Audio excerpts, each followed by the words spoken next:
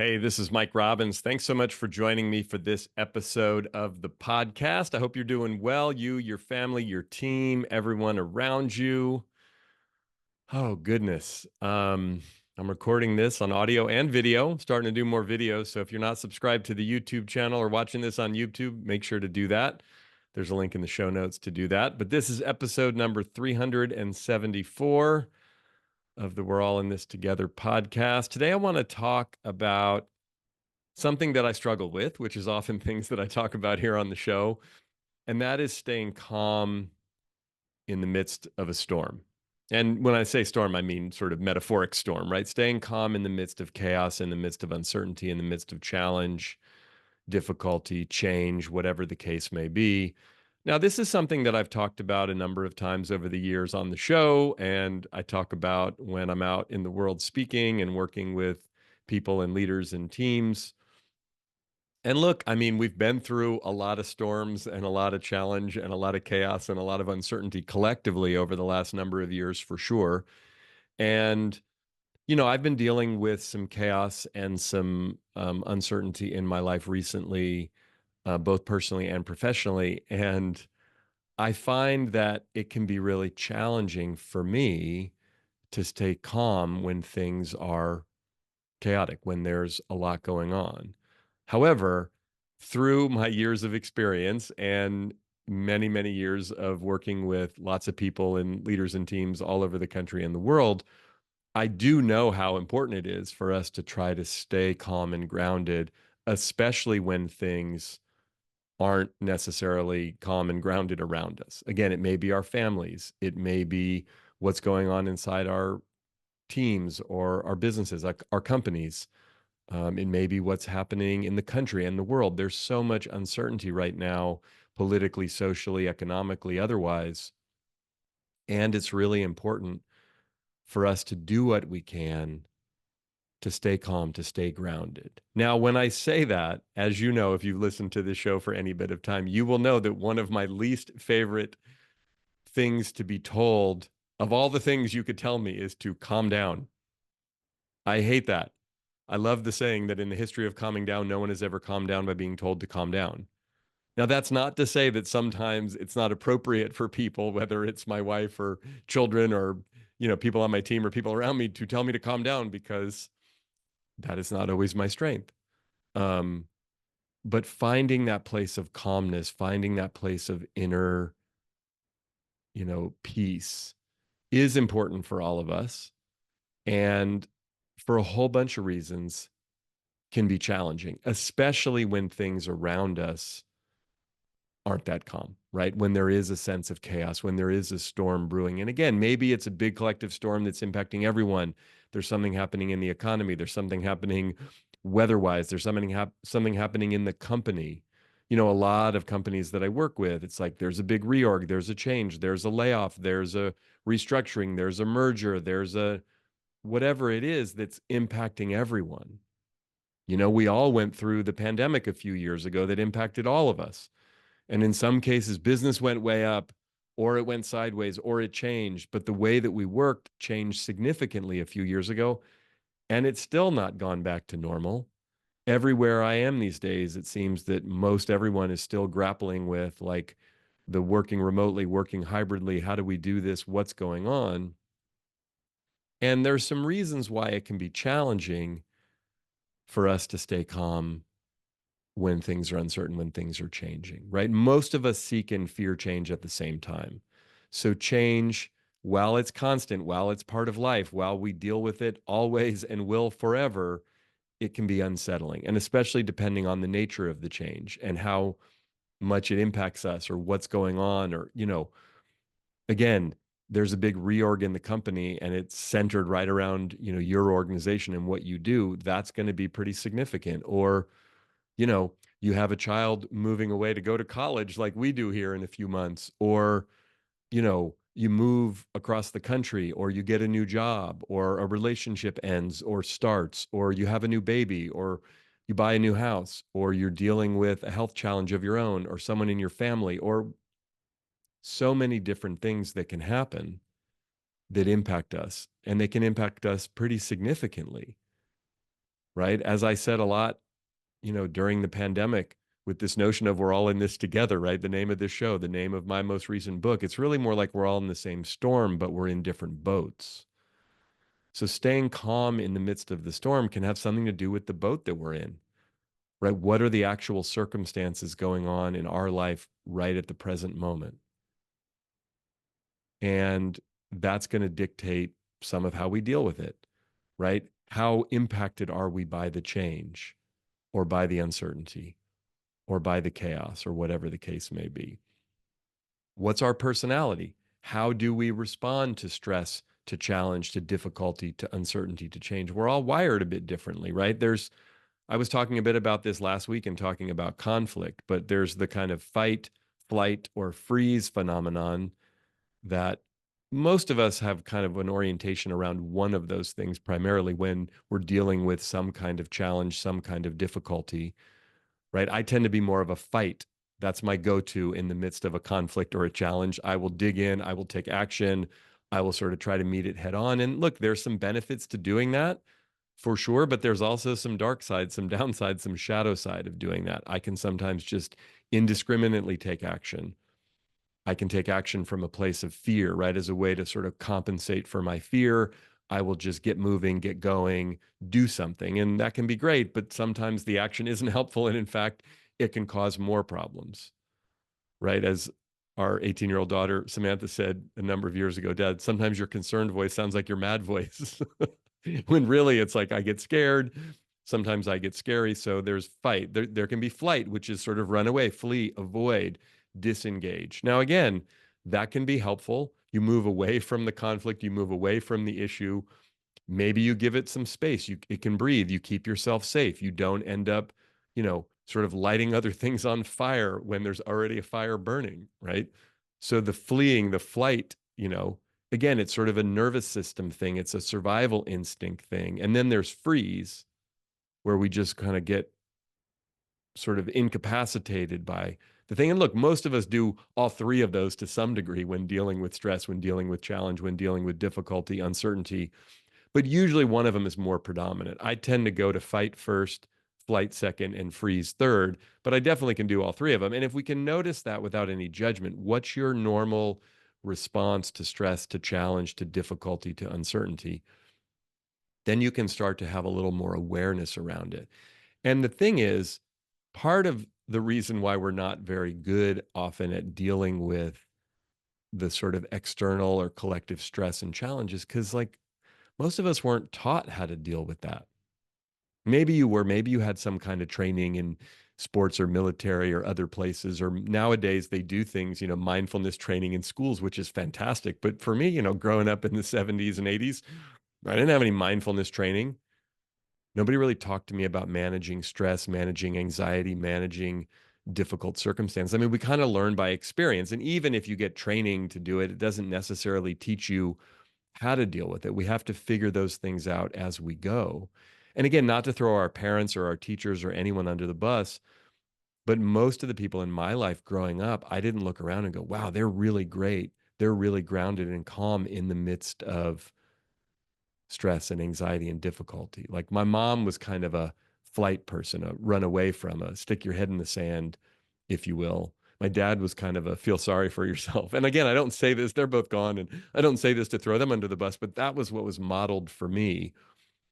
My mom would also definitely fight sometimes, but there was more of just like, I don't want to deal with this. I'm going to avoid this.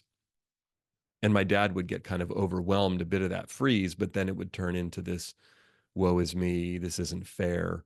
And again, I say that because, again, they probably learned that from their parents or from some other external sources, or that's how they integrated it. And then when I really look at myself, again, not to blame my parents, they've both been gone for many, many years, and I'm a 50-year-old man, so it's time, right? But there is a tendency for me to either go into that stick my head in the sand thing or feel sorry for myself and whine and complain about it. And I think sometimes that's why I may overcompensate with the fight, with the action, with the I'm going to do stuff. I can get really vigilant. I can get really sort of wrapped around the axle about things and hunker down and sometimes kind of freak out, but utilize that energy or that anxiety as fuel to take action and move through the thing. Again, probably not the most elegant and peaceful way to deal with it, for sure. So what's your MO when it comes to dealing with stress, dealing with change, dealing with uncertainty, dealing with chaos? How do you respond? What are some of your go-tos? This is something that's important for us to know from a self-awareness standpoint, but also as it relates to the relationships we're in, the teams that we're a part of, whether we're leading those teams or we're members of those teams. Like, the more aware we can be on how we deal with chaos and uncertainty when the storm shows up. And again, it's not going to be just one way that we deal with it.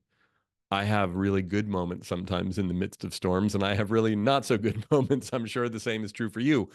But it's difficult, right? Because storms, those challenges, those, kind of big things that happen, um, require something from us that at times maybe we don't feel like we have. And over the last few years, again, even though I feel like collectively we're in a bit of a different and hopefully better place than we were a few years ago, I find for myself and most of the people that I'm still talking to and working with these days, there is a level of fatigue that a lot of us have from dealing with so much change and so much disruption and so much collective stress over the last many years, even before the pandemic. Our phones and all the information coming at us and everything happening politically and socially here in the US in the few years leading up to that, and so many other things. It's, again, not to make an excuse, but it makes sense why we might feel a certain amount of collective stress and challenge. And then as we deal with the various storms that come up, it can sometimes seem like, I don't know if I have what it takes. I've shared this story before here on the show, but I remember talking to my friend Theo a number of years ago. Um, we were going through a really difficult time financially, and my mom got diagnosed for the second time with cancer, and it was serious, stage 4 lung cancer, and the prognosis was terrible. And I was sitting in a parking lot on the phone with Theo. I mean, this was probably what, 13 years ago, maybe more, telling him what was going on. And I just said, I don't know if I can do this, man. I don't know if I have what it takes to face all of this. I was just feeling scared and overwhelmed. And Theo said to me, I know it may not seem like it right now, man, but you have more than this requires. And that's a really important thing for us to remember when the storms roll in, is how strong we are and how resilient we are. One of the exercises that I'll do sometimes with myself, and I've done this with some coaching clients over the years, especially when I'm dealing with something that feels overwhelming or scary, or I'm coaching someone who's dealing with something overwhelming and scary, is I'll say, okay, let's make a list of some of the biggest things that you've overcome, biggest challenges you've overcome in your life, not to re-traumatize you, not to stress you out or get you caught in the past of some painful experiences, but what are some things that you've navigated through, like big ones? And then, I have people write them down in a journal, or we talk about them. And oftentimes, again, if we've been walking around the planet long enough, even if we've had a relatively charmed life, most of us have been through some serious stuff. And again, not that we want to sort of wound worship, if you will, about it, but just to remember, oh, yeah, remember when I was faced with that challenge and I didn't think I could deal with it and I didn't think I'd make my way through it? And I did, right? So it's remembering how strong and resilient we are, but knowing that it can be difficult, it can be challenging to stay calm, to stay peaceful when things around us aren't calm and peaceful, but also knowing that it's super important to do. There's 5 things that I want to point out that we can do when we're dealing with stress and challenge and uncertainty and chaos, to stay grounded, to stay calm, because doing that is going to have us be more effective, lead more effectively, influence other people more effectively, perform at our best if we can, take good care of ourselves, be there for others, all the things that we want to do when we're, dealing with challenging circumstances. And again, maybe it's majorly challenging, maybe it's more minorly challenging, but like, this is often what really makes the difference between good leaders and great leaders. What's the saying? Circumstances don't define us, they reveal us. So what can we do? The storm shows up, the difficulties happening, and maybe it's an isolated incident, or it's an acute thing, or it's something that happens over the course of an hour or a day or a couple days or a week, or maybe it's something that's much more prolonged, which has a different level of difficulty. And, we have to sort of sustain a certain amount of resilience if it's something that takes place over a long period of time. But the first thing we can do is breathe. Literally breathe, which brings us into the present moment, which gets enough oxygen into our lungs and into our blood and into our system. But that's also a metaphor for actually taking care of ourselves, our own bodies first and foremost, but our mind and our heart. It's the putting our own oxygen mask on first phenomenon that we all say, and we know that cliche, but it's super important and often challenging to do, especially when things are chaotic or stressful. I notice that sometimes I can literally find myself holding my breath, like physically holding my breath, or especially when something's happening, as a husband, as a father, as just wired the way I am, I'm often thinking about protecting other people. And I'm not saying that in some holier than thou way, but you know what I mean? Like my attention is often on Michelle or our daughters or, you know, my family members, my friends, the people around me. How might this impact them? And what can I do to show up for them? And as wonderful as that is, we have to be able to first and foremost take care of ourselves so that we can authentically show up for others. If we're not breathing, literally and metaphorically, we're going to rev pretty high and not be grounded, not stay calm as much as we possibly can. Now, when I say calm, again, I'm not saying don't have emotions. I'm not saying don't be passionate. I'm not saying don't feel your feeling. Not at all. But I'm saying to stay grounded, to stay peaceful, to stay centered in the midst of whatever may be coming our way. Related to that, the second thing that's important for us to do is to be real about how we feel. So, look, I know there's a lot of work out there about stoicism. And while I don't know a ton about it, one of the things that concerns me when people talk about stoicism or even mindfulness is this sense that somehow we're supposed to be void of emotion. I don't think that's the case. And I don't think our emotions are supposed to be quote unquote controlled. I think our emotions are there to be felt, to be experienced fully.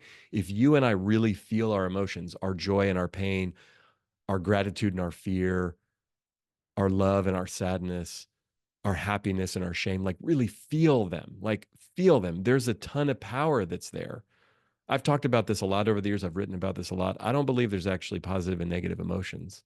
Now, clearly, love and joy and gratitude and happiness and peacefulness have a different tone and feeling than sadness and anger and hurt and shame and fear and jealousy. But if we actually feel the emotion, like really feel it without judgment, without a whole story, right? As Eleanor, my counselor, likes to say, feel the feeling, drop the story. There's so much power in that. When you really feel your sadness, it moves through you. When you really feel your anger, it moves through you and can put you into action. When you really feel the shame, not get caught in it, not get stuck in it, but feel it, it then shifts to healthy remorse. That sense of, oh, I regret doing that or saying that, or it can prompt you to go make amends. So there's a lot, being humbled, even being embarrassed, feeling the jealousy, feeling the envy. Not that we want to live in that place, but it's often the avoidance or the denial. I shouldn't feel that way when you do. Sometimes something bad happens to someone else and we feel empathy for them and care and concern, but we also feel gratitude that it didn't happen to us. And then we feel guilty for the gratitude. And then it's like, oh no, I shouldn't feel grateful. It's like, it's okay to feel grateful when something terrible happens to someone else. That's not disrespectful to them. That's a natural, normal human emotion. Just like someone dies who you love, and sometimes you feel angry at them for dying, which is irrational in a lot of ways. I mean, I guess if they take their own life, there's some rationality to it. But if someone dies of natural causes or a disease or an accident, and you feel angry at them, like, oh, I shouldn't feel angry. Well, you do feel the feeling.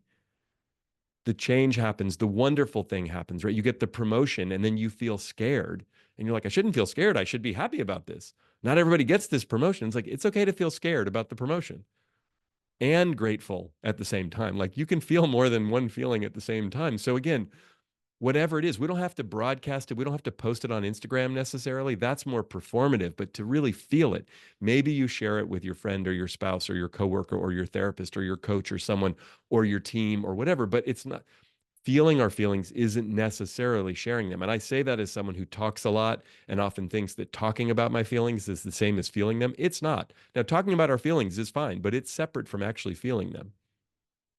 So really feel what we feel.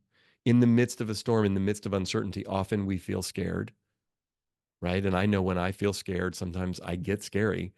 But the more I can really feel the fear, authentically feel the genuine fear and move through it, I'm less likely to be acting and reacting to it.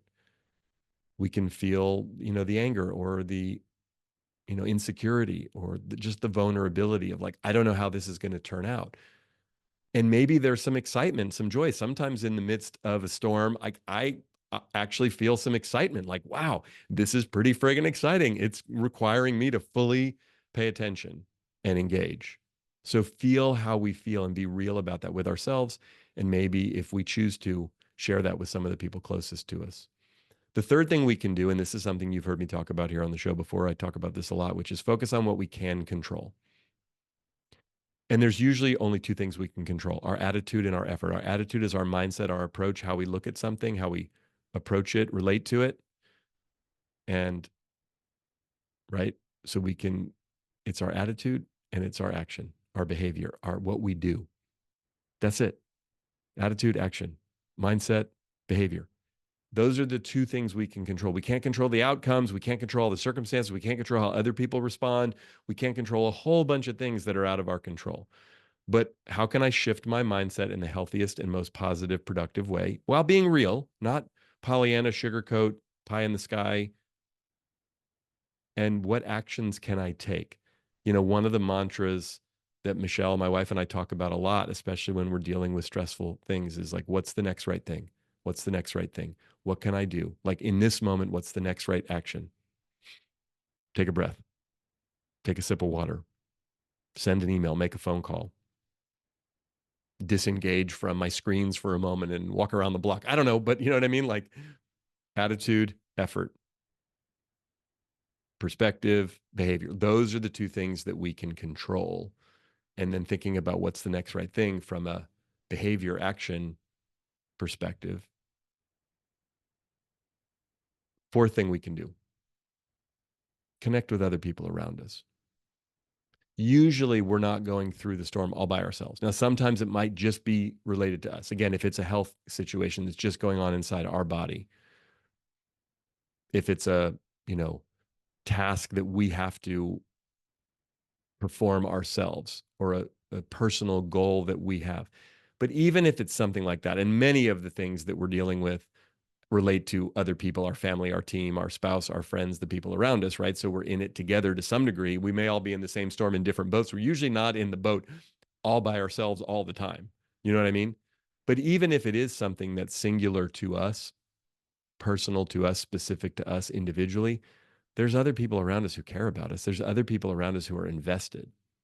So we can lean on them. We can check in with them. We can talk to other people who've gone through similar experiences.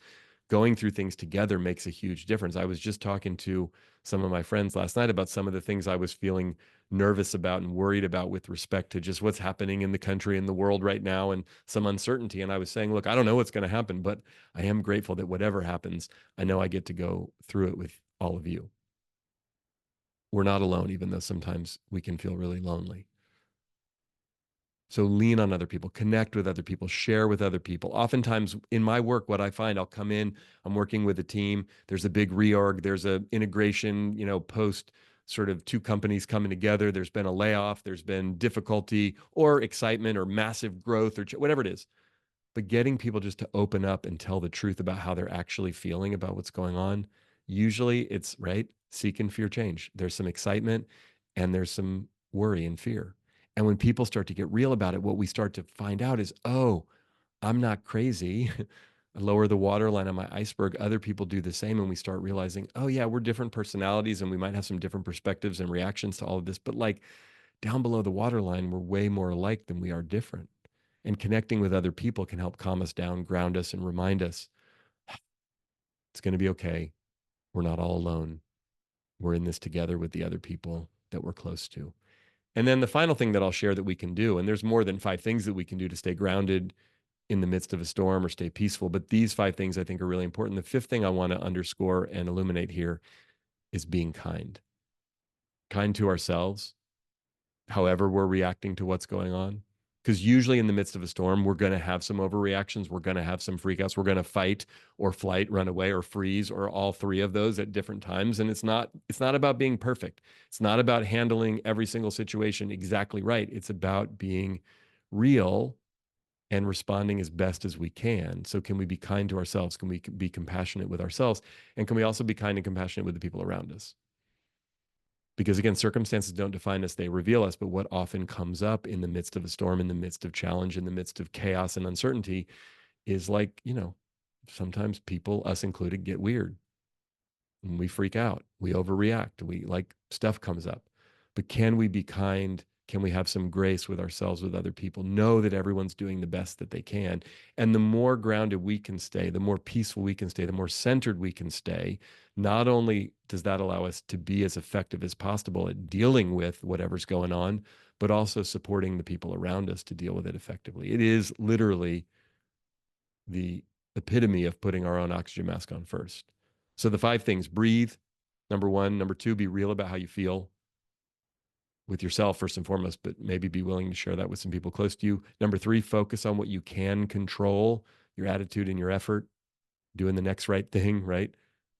4, connect with people around you in an authentic way. And 5th, be kind to yourself, to others. Look, you may be going through a major storm right now, individually or with your family, with your team, with your company, the people around you. You may not. You may be plugged into some of the chaos and challenge and uncertainty that's going on in the country and the world right now, and that may be impacting you pretty significantly or not. Whatever the case is, usually in life, if we're being really honest, and I'm an optimist, but we're either in the middle of a storm, we're coming out of a storm, or we're about to head into one. That's kind of how life works. And if we're in a moment of time right now where the water's pretty calm and it's smooth sailing, awesome, be grateful. And that can last for a while. But as we all know, it's not going to last forever. So the more that we can practice whatever it's going to take for us to stay calm and grounded in the midst of the storms, if we happen to be in the middle of one right now, sometimes it can be challenging to get ourselves to that grounded, peaceful place while we're in the middle of it, but really important. And if we're not in one currently, can we ground ourselves as much as possible so that when inevitably the next storm shows up, we can handle it as best as possible? So, thanks for listening and watching. As always, I appreciate it. There's some links in the show notes of the podcast, as well as in the copy below here on the YouTube video, for ways to stay connected with me on social media.